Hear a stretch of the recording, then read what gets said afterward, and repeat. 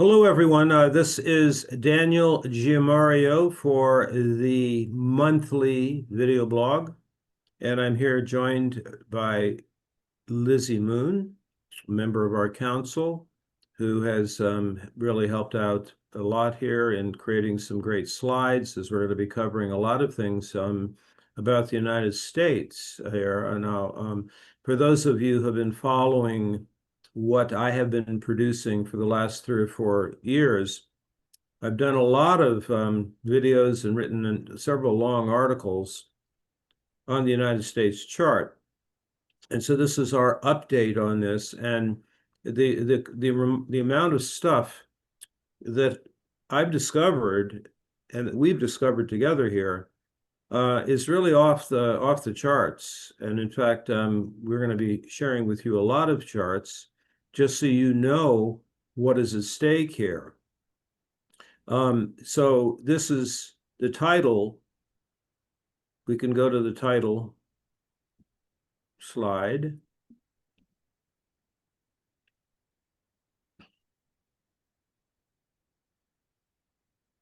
And I just while this is being pulled up, I will just mention here that there's an extremely uncontrollable thing that's happening since I've been here in the United States and since Skype is ending. My whole feed has been being doctored by Microsoft, and I'm getting about every 20 minutes screen ads that pop up, and even with an ad blocker, it doesn't stop them.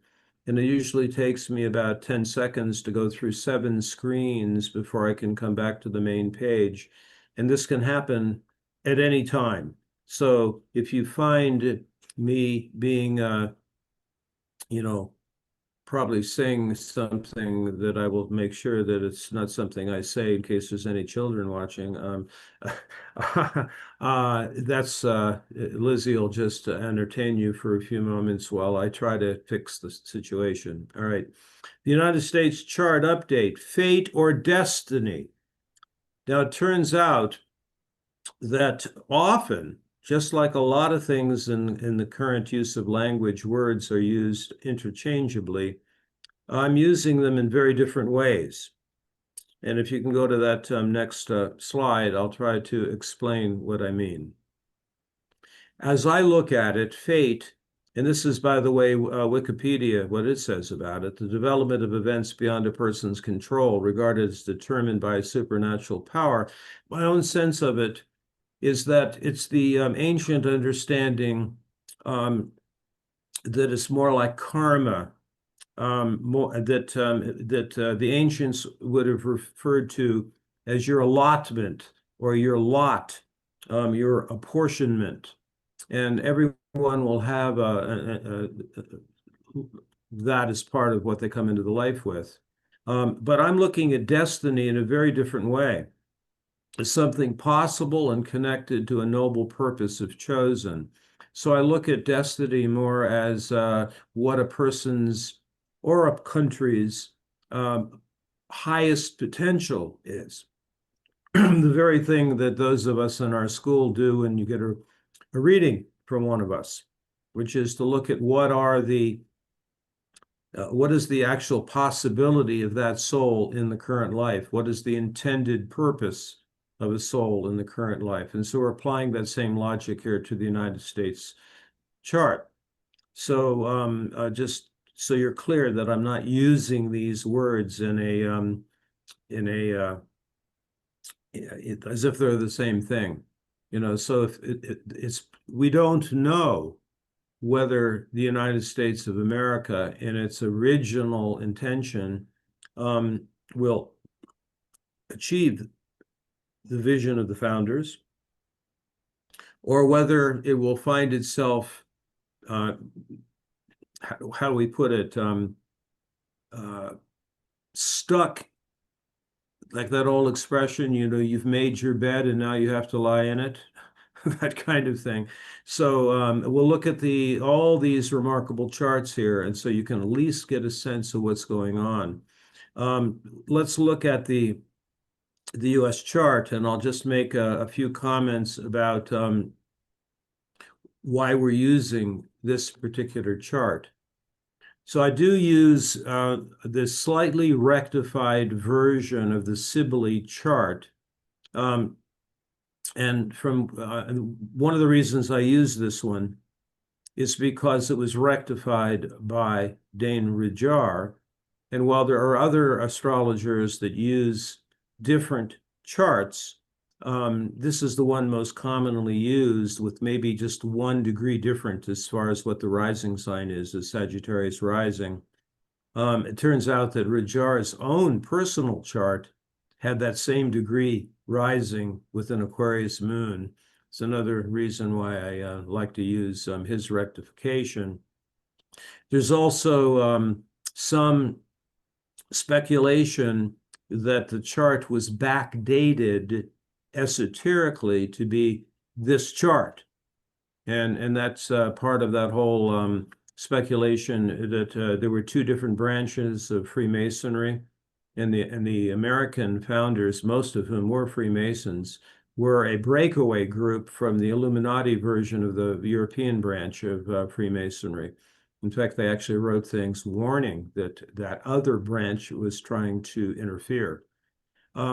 So I've examined this many times in previous podcasts and articles, and we'll be looking at what's happening to this chart and all the remarkable things that are happening to it between 2025 and 2027. But I want to just briefly summarize what I've considered to be as the 3 shadow zones of this chart. And before we go to that slide, just take a look at what I'm going to be referring to, which is the 4 planets in Cancer: Mercury, Sun, Jupiter, Venus. A very interesting Mars in Gemini square Neptune. The combination of the Aquarius moon and Sagittarius rising. And just as you're looking at it right now, to note the midheaven is 2 Libra. And while this particular program didn't put in an icon for the IC, or the home and roots, it would be 2 Aries. Now, let some of that information stick into your mind as we go through all these next slides. So the 3 shadow zones, you can go to that slide now. Mars in Gemini square Neptune. And while I have spoken about this a lot and written about it, in short, that seems to be the situation that the U.S. can't get out of, and is very confused about duopoly and bifurcation, and the whole thing that the founding fathers warned that they didn't want it to happen to the United States, which was a 2-party state, red versus blue, blue versus red, who will win the Super Bowl, and so that with an almost impossibility of Americans to see a third way that doesn't include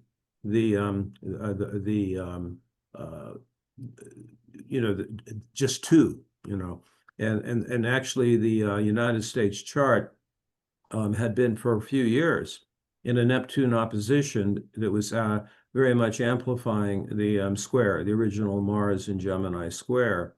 There's others that have also indicated that any country with Mars in Gemini has a problem with being very much a puer country. And actually people like Stephen Jenkinson, often refers to that not only is it a puer country, but it's an orphan country. The Americans, the Europeans didn't come over with their elders. The elders were already here. who unfortunately were pretty much wiped out. Then we have the second one. Daniel, real quick, you got me thinking about this real quick. Interjection, sorry to interrupt, but we talk about in our school, Gemini being in service to spirit, and here we are squaring the planet connected with the spiritual celestial realm, and you're talking about shadow zones, but it could also be, will the Mars and Gemini allow the US to rise above that duality, right? And Indeed. Well, that would be, spirit. thank you, good point. And so in like our evaluation of what a sign or a mystery school can mean, the high the higher octave of Gemini is when you can get beyond duality and polarity. I mean, this is a binary planet, one sun and one moon that are the same size from the perception of a person on the surface of the Earth. And that only happens here, on this planet. So if you have to go through the gates of duality and polarity with the hopefulness of being able to go beyond that to a third way. That would be the objective. Yes, and you're bringing up a good point, which is that while I love to point out, we could say the shadow zone, each one of these also has as its possibility the destiny of it, which is to go into the zone beyond binary. Yeah. And so the second one is the stellium in Cancer. Now, Cancer, there's a very well-known shadow side of Cancer, which is clannishness and a sense of exceptionalism, we're number one kind of thing. But the way that plays out is that, well, my children, they're fine. My race is fine. My state is fine. But the children around the world don't matter. It's an attempt to be able to move it beyond my country, right or wrong kind of thing, which even in my generation, all the way back to the 60s, that was the conservatives were shouting that one. But now it flips back and forth. I mean, after all, Abraham Lincoln was a Republican who overthrew a lot of the attempts to have an American central bank and went into federalism. And then back and forth, the so-called Republicans and Democrats keep changing their position. So what a Democrat was in the 60s is no longer anything like that. It keeps flipping back and forth, duopoly like crazy. But the thing here about the clannishness of Cancer, if you go around the world, and I've spent most of my life actually, or maybe half of my life outside the country, that the other parts of the world are far more interested in other countries than the US is of other countries. So there's a very narrow view, which is classic for the shadow of Cancer. And then we have the third one, which is the original idealism, Moon in Aquarius, the higher side, the idealism of Aquarius, universal love, unconditional love, big view, eagle vision. And then the Sag rising, which is the love of truth and a commitment to keep looking for the truth, to be open for new vistas, new horizons. That's pretty much been subverted. The sellout of the original idealism and embracing the shadow of Aquarius, i.e. collectivism and technocracy. And I believe we have a little minor misspelling. TECH, nocracy. Yeah. Ten It doesn't show up on that print for some reason. Yeah. Yeah. So, well, no, it just shows two little N's there. Well, Yeah. for whatever reason, no big deal. Anyway, so those I think are the three things, and you're going to be able to see as we go through these other charts and what's going to be unfolding over the next couple of years, how each of these areas is really lit up, including other things. All right. So why don't we go now to the first of the slides we're going to examine. So now we're going in order of time and what's coming up along the timeline for the next few years. And so this is the first one, is the progressed new moon of the US. And this was the 9th progressed new moon since the country's founding, the progressed new moon.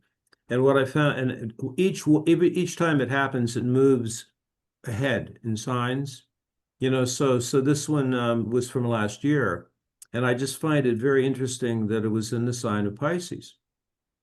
And the previous progressed new moon was in Aquarius, and they just jump back like that.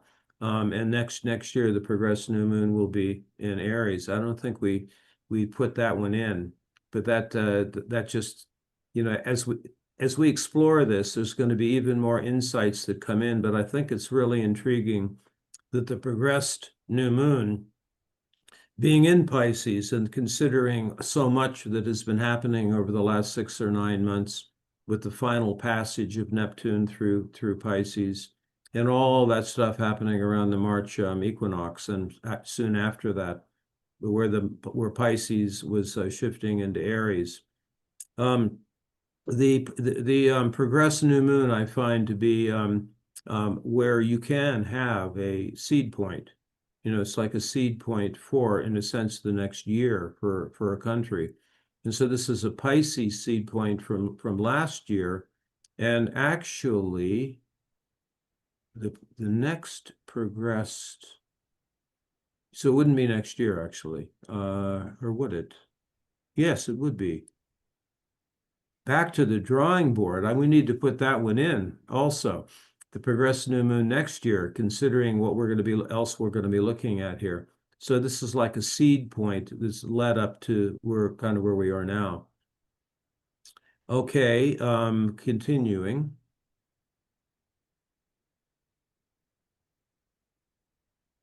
No, sorry, I wasn't thinking very clearly. It has to be when the progressed sun is further along, so it's not every year. I wasn't thinking very clearly. It wouldn't be next year. Okay. Although the progressed moon will be into Aries. Here we have then, as we're going through each one of these as it progresses up until 2027. So here we have a really important Scorpio full moon. And we put this in here because this particular video blog is going to appear in the newsletter that you'll all be reading around the time of this Scorpio full moon. And you can see how things are moving forward here. Moon at 22 Scorpio. We're approaching the Sun-Uranus conjunction that happens once every year. Jupiter is at 23 Gemini, and it had spent 8 to 9 month time period where it was going back and forth over the U.S. Mars. Now that has just passed. But one of the things that this can show you, can point ahead to, is the movement of Jupiter into Cancer. That very much is lighting up many of the things we've already started discussing here. And feel free to jump in here, Lizzie, whenever you feel inclined, because you're familiar with this also. But one of the things that does not show up, because Lizzie did not have it on her program, is the placement of Eris. And we're going to be placing the next chart we put up here. It does have Eris on it, but I want you to note that Chiron is 24 Aries. And then a little bit later in May is the first point of an exact conjunction of Chiron with Eris since 1971-72 time period. And I think this is really interesting relative to the US chart, because when you look at a whole country, the United States is still in the final portion of its Chiron return. The last portion of the Chiron return was a few months ago. However, if you use the person's chart, that would have marked the end of it, but I think it's a little bit longer for a country which is 248 years old. So I think that the placement of Chiron remains super important for many other things you're going to see here as we go through. But right here on that same day, Venus is practically at that degree. So what would this mean? Chiron in our paradigm will point out where a shadow or fracture point or wounding will be. I shouldn't say necessarily shadow, but where the fracture it would be, or where something that needs to be looked at and digested and healed. And if you have Chiron with Eris, Eris is a very interesting symbol because it's about what is the nature of chaos that is necessary in order to produce new creation. So I think Pluto has something to do with the Eris symbol, actually.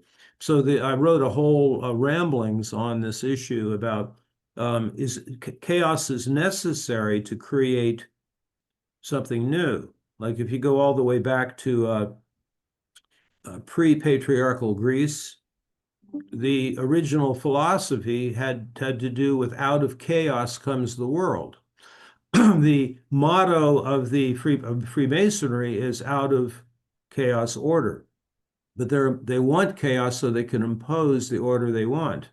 So therefore, Chiron Eris is more of an inquiry into, is the chaos we're seeing, what portion of it is intentionally created chaos, and what part of it is the natural chaos that is necessary in order to create a new world.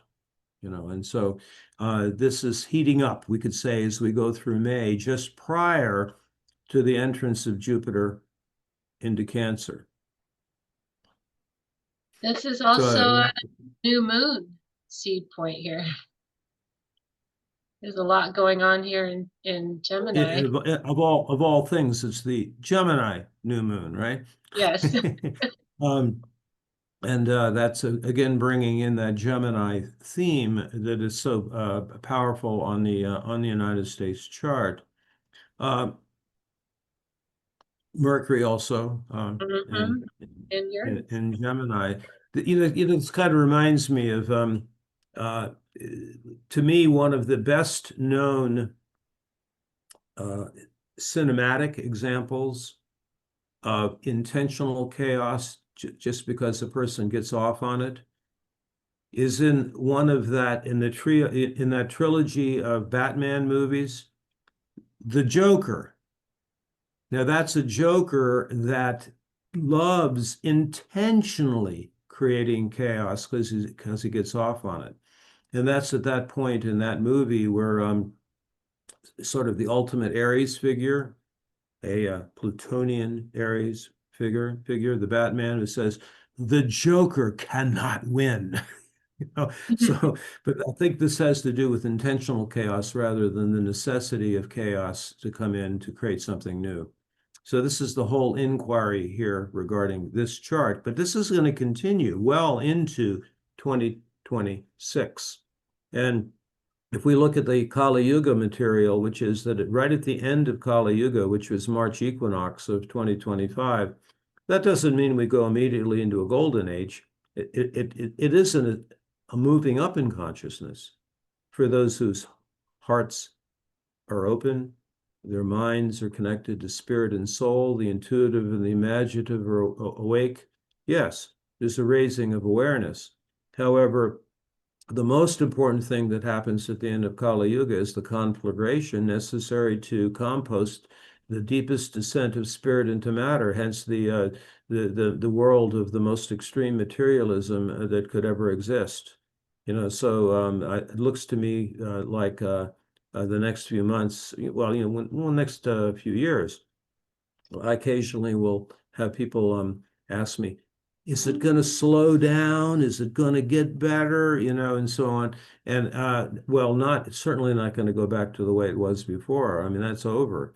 But it doesn't necessarily mean it's going to become, quote, easier. In fact, it's going to be more necessary for individuals to be in touch with their life purpose and for their in touch with their true self, who they really are. And that's I should mention here, Lizzie, as I always like to when we do any presentations in the school, the importance of the three worlds approach.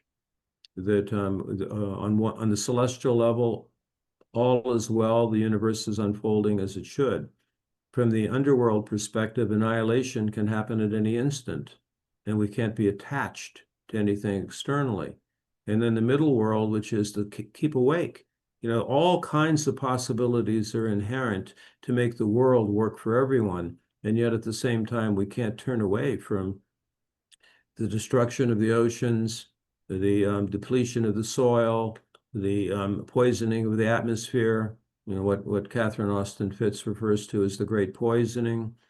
So all of these things need to be looked at with courage, at the same time, that all are unfolding at the same time. Yes, I think as you said over the weekend, the chaos is just beginning. Pretty much. And this shows it. So let's look at the next one.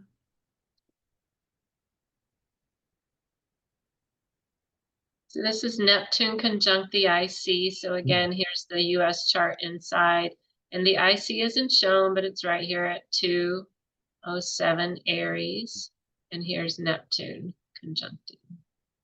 So in the TOTAMS approach, any outer planet on an angle is actually bringing the entire axis into play. So therefore it would be Neptune opposite the midheaven, conjunct the IC. And in our school, that represents the principles of current life intent of what do you do in the world and where do you do it from? Now, everyone here, I'm sure, is aware that 4 planets in 2025 move into new signs. And as far as we know, that hasn't happened before. The 4 outer planets move into new signs in the same year. And 2 of them very important, different worlds, Saturn and Neptune. And Saturn and Neptune, Neptune for the first time in 165 years, and Saturn for the first time in about 30 years, aligning with the home and roots of the United States. Now, this is like hugely significant. So it's that we actually have a highlight seminar coming up in less than 2 weeks, which is a highlight seminar just about Saturn going into Aries. We've already had our highlight seminar of Neptune going into Aries, and part of that upcoming seminar is going to include looking at how these two operate together historically. How does that operate? How to have a central figure of the middle world and a central figure of the celestial or upper world. Both in the same degree, which just happens to be so close, crossing over, and then so close to the United States home and roots. I mean, that alone would be worthy of an entire video blog.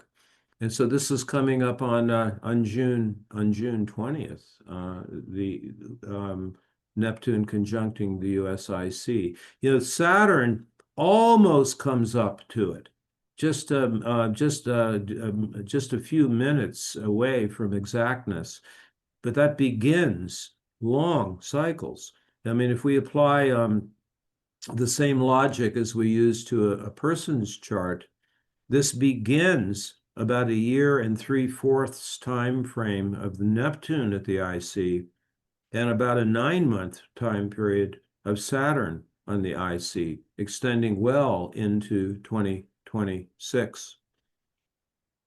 And so what does that mean? Well, it's how can you merge together the visionary with middle world realities?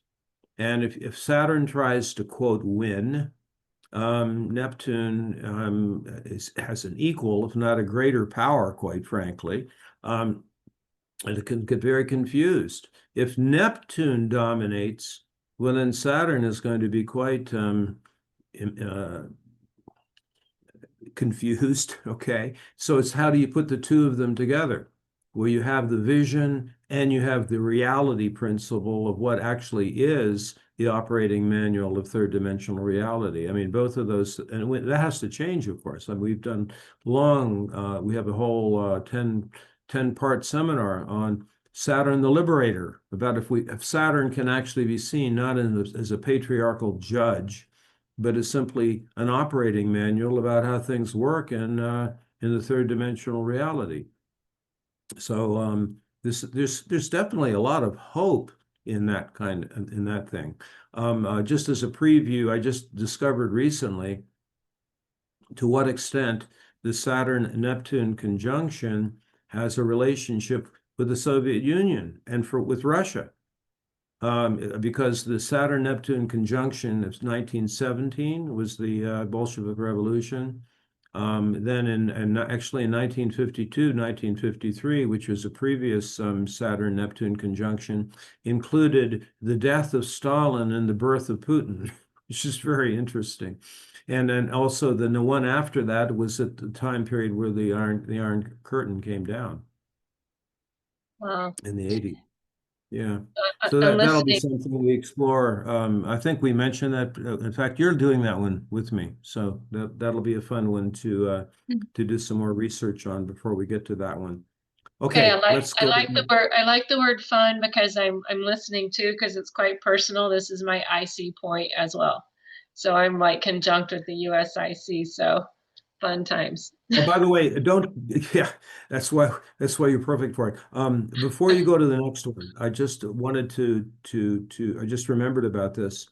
It's something that I hadn't even put on my list, which is if you look at this. The South Node 22 Virgo is nearly exactly the US Neptune. Now, if we looked at that in a idealistic way or a positive way,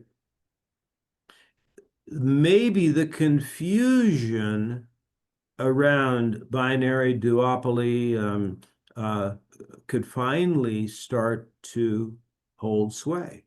Would be the end of that delusion. But I must say, to give an alternative exploration, and we shall see, the current administration of the United States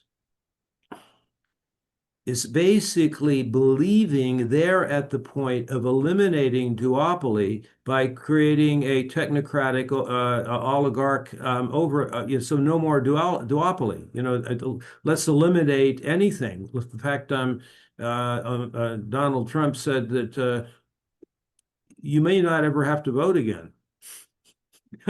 So basically the two become one, but in a fake way, not a true third way, something which merges the two as the two heads of the snake. And what is the snake? Well, it's the attempt to create with the digital ID and the technocratic overlords and total surveillance state and things like that. That's certainly one of the possible approaches of South Node Neptune square Mars. I like to envision it the other way, that there would be an upsurge of awareness, that there is a way of looking at things that value individual sovereignty and do not give your power away to a digital universe. Amen. A couple of things on here too we're going to point out later is Pluto approaching the South Node and also Jupiter on Venus and approaching its Jupiter return. Yeah, with Jupiter as a movement into Cancer on the 9th of June, which we're also going to be having a highlight seminar about. Mary's going to do that one with me. That'll be a whole decade, more than a decade of doing Jupiter ingresses classes every year. But see, why is that important to bring up here? If we just look at it now, here's Jupiter already on July 4th at 2 Cancer. And there's the Venus position, the Jupiter position, the Sun in Cancer, Mercury in Cancer. And so the US's Jupiter return, which starts when Jupiter goes into Cancer, but the exact point coming up in the next slide, is this what's going to happen? What is going to happen with the Jupiter transit, the Jupiter return? Our four key words for Jupiter are amplification, expansion, activation, and enthusiasm. But we don't make the mistake, which can sometimes happen, fortunately not, it doesn't happen as often as it used to, is that the other sort of binary thing, where Jupiter good, Saturn bad. No, whatever Jupiter reaches, it expands, it amplifies. So if we're looking at the the Cancerian shadow, it's going to amplify that. But it can also expand the visionary new way we could look at what Cancer is, which is what our school is really dedicated to, but considering the fact that the current Mars cycle is the Mars overstory. And so there's a lot of hope to expand our view beyond the patriarchal version or the Hellenistic version of Cancer into something more global and more universal that's truly about the nourishment of all humans and all sentient beings, But this Jupiter transit on the U.S. chart, it's all going to come up. What version of a Cancer country is the United States actually? Is it fate, or could there be a different destiny? Mm-hmm. Yeah. So, and next on the timeline. So here we have the solar return. Here's On July 4th, of course, and here we just see the slightly further movement of Jupiter on Venus. One of the things I want to point out is that the United States chart had Venus, where Venus was on July 4th, 1776, was as a morning star, but it was just about that. I mean, that very day was the day that it was going into the underworld behind the sun. It was going into the Inanna underworld. And so that could also be an amplification of that. Even though we could say that Venus and Jupiter, from a traditional perspective, would be certainly considered to be extremely fortunate, blessed, the resources, the power, the influence of the United States is completely off the charts, and yet here we find ourselves, and I'm saying this from the perspective of someone who's lived outside the United States for the last 10 years and a good portion of my life, as I mentioned, is that at the moment, there's really only two countries in the world where more than 50% of the population have a positive view of the United States. I happen to live in one of them, Philippines, and the other one is Ireland, interestingly. So you can look at it both ways, the power, the influence, the might of the United States certainly shows up with the wealth and the abundance of Venus and Jupiter conjunction. And yet it's actually Jupiter also in the underworld and Venus going into the underworld. And as the Jupiter transit begins to amplify all of those Cancer planets. And here you can also see the relationship of Pluto. I mean, look at on the solar return. What do you notice? There's Pluto on the ascendant, right? And I should also mention here that the U.S., according to most writers and influencers in the astrological community, believe that Pluto return to the United States isn't finished. And you can use the progressed Pluto to see that it's still in the zone, and you can also look at the precession of the different positions that and also beyond the fact that it's that it's not an individual chart, that it's a country's chart. So I think clearly the United States is still in a Pluto return, as I mentioned. So is the Chiron return. Also shows the Saturn-Neptune conjunction getting closer, which is Yep. July 4th. And then on that same day, we just showed the progressed moon on the solar return day. 8 Aries, and it moves about a degree a month. So it's going to within 10 months be right on Chiron. No, within 12 months. Sorry, I was looking at the outer there. Yeah, in 12 months it'll be right on the United States Chiron, and we usually attribute at least a 4-month window on either side of that. So I would say within about what is that? About 8 months. The progressed moon will be on the United States Chiron, and that's just another indicator of will that fracture point be addressed, and how will it be addressed? And my own commentary on that, and clearly I'm sharing with you all my own views here. I should have wanted to mention at the beginning that by presenting to you these charts and that study them, there's the shadow and the light that can be, it could be seen either way, and come to your own conclusions.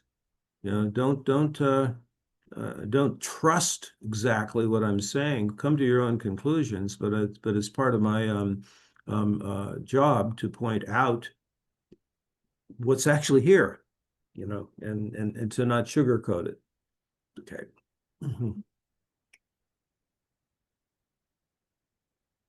Then July 13th, we have Saturn conjuncting the IC at 2:07. Remember, this is just starting. Within about 16 minutes of precision. And that begins that 9-month time at least of Saturn at the home and roots, whilst at the same time Neptune will be at the home and roots. And here we can see that Jupiter has moved on to the 7th degree on that date, and not yet quite exactly on the US sun. But then again, there's going to be many passes. I mean, it's a good year that Jupiter's in Cancer, and it does retrograde back to 15 before it completes its journey through Cancer. And the next sign, of course, will be Leo.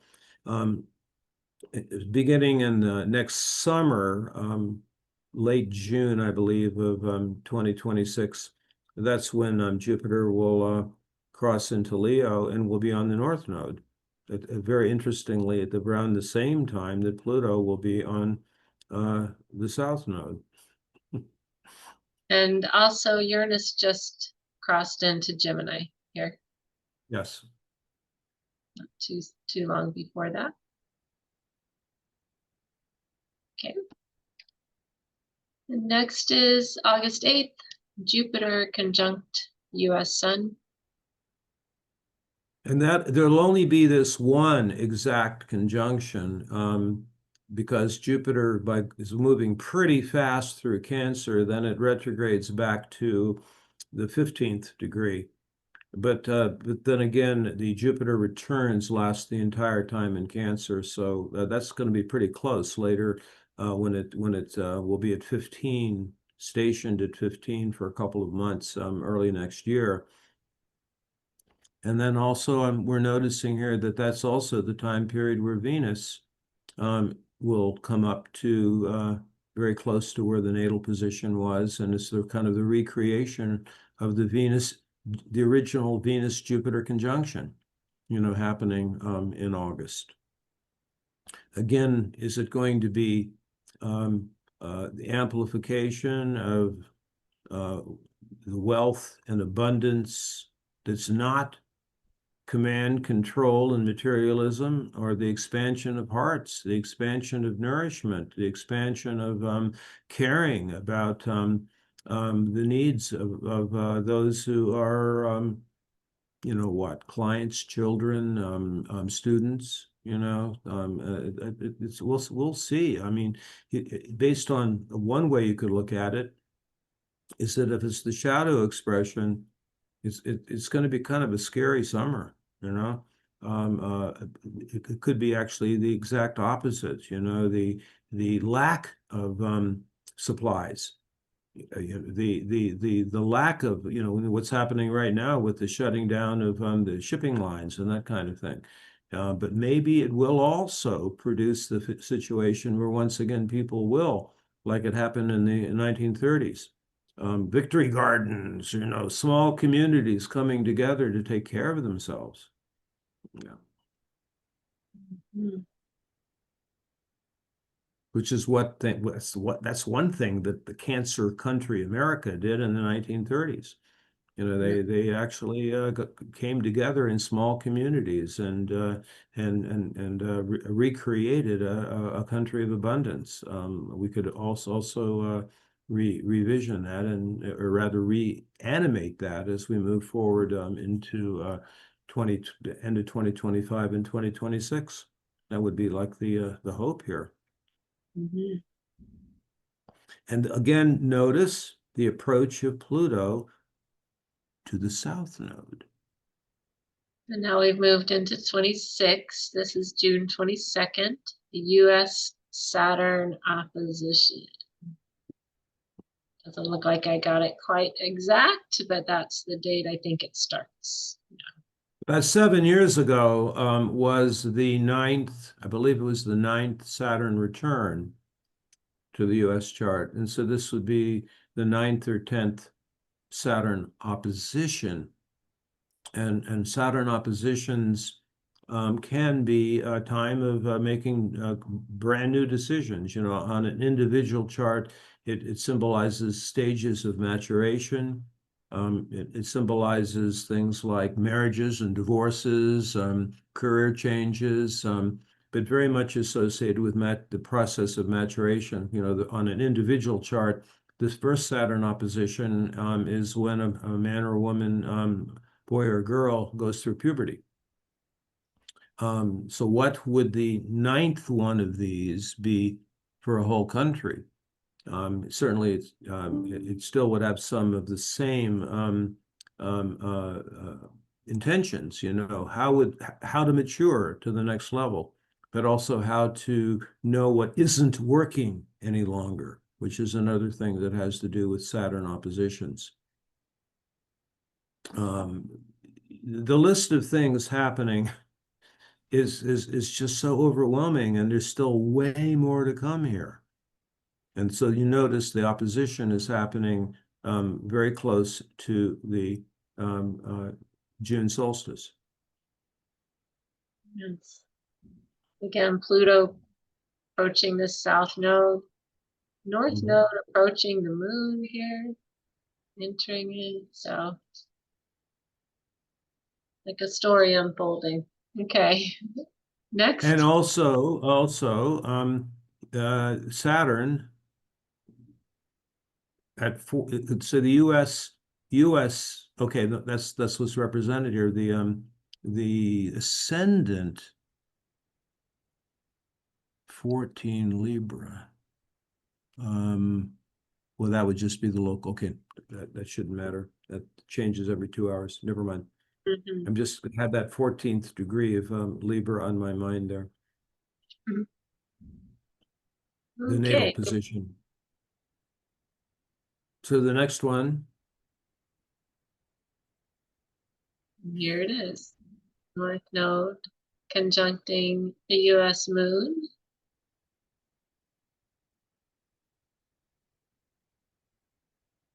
October of next year. Oh, you've jumped all the way ahead to October of 2026. Yes. wasn't there one before that where Pluto was at the 6th degree of the south Um, node? I don't think we're there yet because this was June 22nd of 26. And then I'm just going down the timeline of Okay, all right. Hard to keep track of all this, isn't I it? think it